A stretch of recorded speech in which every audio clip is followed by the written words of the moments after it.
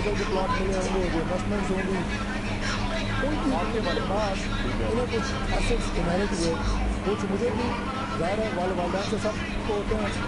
क्या हम इस पोजीशन में हैं जो कि पूरी ज़िंदगी का मनी ट्रेड दे सकें? तो ये जो जनाब मुझे जो इनहेरिट चीज़ें हुई हैं, क्या कोई भी नहीं दे सकता। इसका सही जवाब ये है,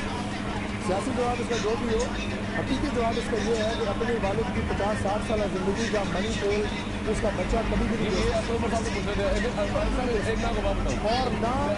पाकिस्तान का कानून में इस बात की इजाज़त है कि आप उसे पूछ सकें। मेरे पास जो एसेट्स मैंने डिक्लेयर किए हुए हैं पार्लियामेंट के अंदर, इनहेरिटेड को कोई भी पूछ सकता मुझसे गुजरात में इसका मनी ट्रेड दो।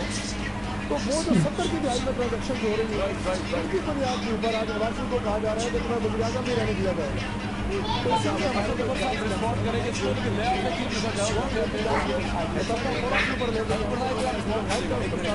लेकिन मेरा एक सवाल है तारिक भाई आपसे,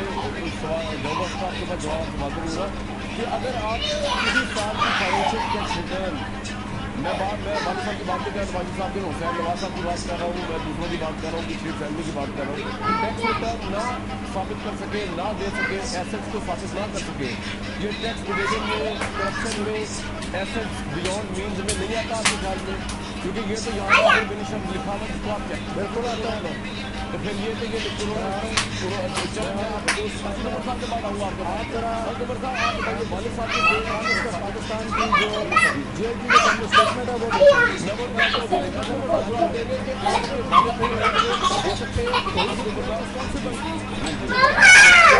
जी जवाब से वालिद साहब का मेरा ख्याल के 70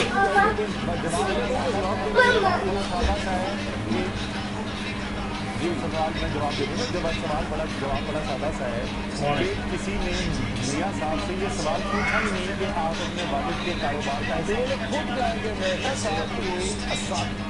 मियाँ साहब के असासे सामने आए, आपके टैक्स रिटर्न के अंदर वो दिखाए जाते हैं, चाहे अगर आपने इनहेरिटेंस में भी लिए हुए हों, तो तारीख बदल साहब को ये पता होगा कि आपने फिर भी दिखाना आपने फिर भी दिखाना। सर सुन लेना मेरी बात है, सुन लेना, मुझे पता है कि किसके साथ दिखाए गए, और अगर आपने वो नहीं दिखाया तो आप जो है जुर्म के मुर्तकिब हो गए और उसकी सजा भी है। अब मियाँ साहब से जो सवाल पूछा गया, मियाँ साहब ने उसके जवाब में कुछ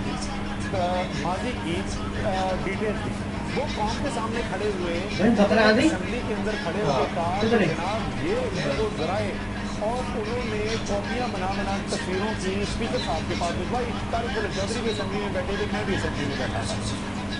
जो सुप्रीम कोर्ट का रिकॉर्ड आया, जो GIT ने तहकीकात की, उन्होंने कहा कि मियाँ साहब ने जो बात वहाँ पर कही थी वो झूठ निकला,